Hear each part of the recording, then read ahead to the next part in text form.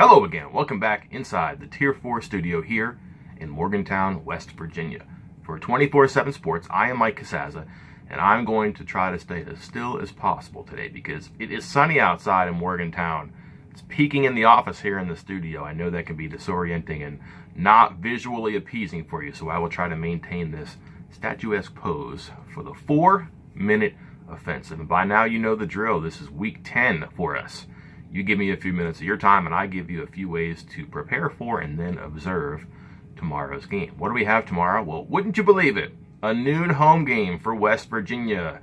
Hard to believe, right? But trust me when I say it, it's actually happening. The 24th ranked Mountaineers already eligible for a bowl, positioning themselves for a potential spot in the Big 12 championship game. Well, they play host to Texas.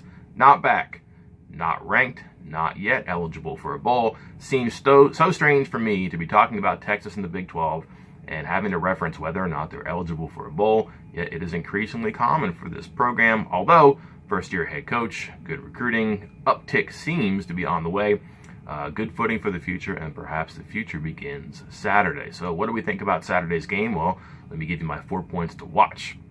Number one, let's start with first down. We'll talk a lot, we'll read about third down, plenty, I'm sure. Texas's defense, very good on third down. So is West Virginia's. West Virginia's offense, miserable on third down. But let's not worry about that. Let's talk about first down. West Virginia, very effective on first down. Runs the ball more than it passes it. Gains 7.7 yards per play on first down. You do that tomorrow, you'll win.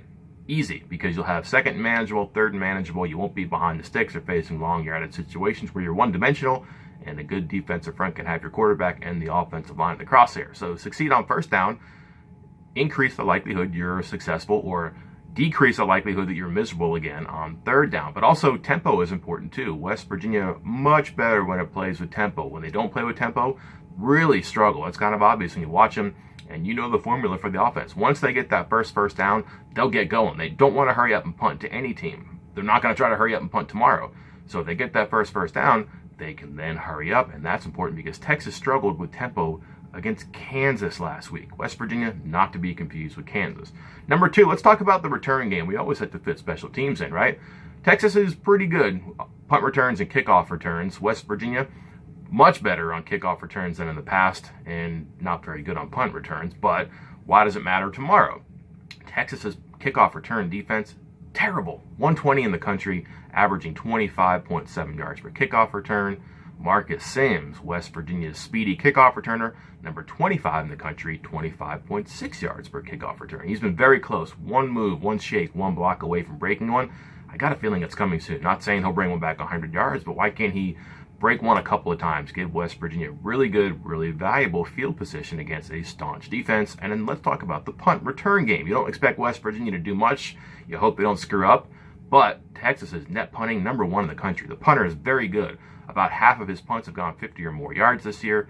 Nobody is better in net punting. You're not going to get much in punt returns against Texas. And again, that puts you behind the 8 ball against a really tough defense. So if you get anything out of the punt return game, if you can consistently make plays in the kickoff return game, shorter fields, good momentum, pretty viable. How about turnovers?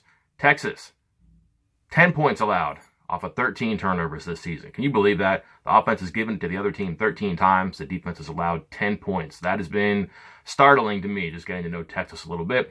Similarly, the defense has created 18 turnovers, and the offense has turned that into 79 points. That's a 69-point difference. Pretty nice work by the Longhorns. Why does this matter? It's kind of been West Virginia's MO lately. Protect the damage, I would say, against turnovers. When you turn it over, the defense stops it. Giving up field goals in the red zone, causing punts on a long field, that's useful. And when West Virginia gets turnovers, they've gotten points on the board. That is going to be a valuable swing point tomorrow. And then finally, red zone seems to be important. Again, it's hard to march down the field against Texas. If you get into the red zone, you got to score. West Virginia, very good at that this year. 35th in the country in scoring percentage, but number 19 in the country in touchdown percentage. 30 touchdowns and 42 red zone possessions. That is impressive. It's gone unnoticed, underreported until right now.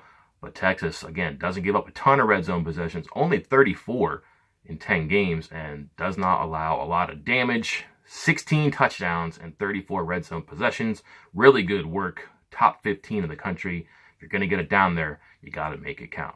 That's it for this time. I will see you next time. For 24/7 Sports, I'm Mike Casazza.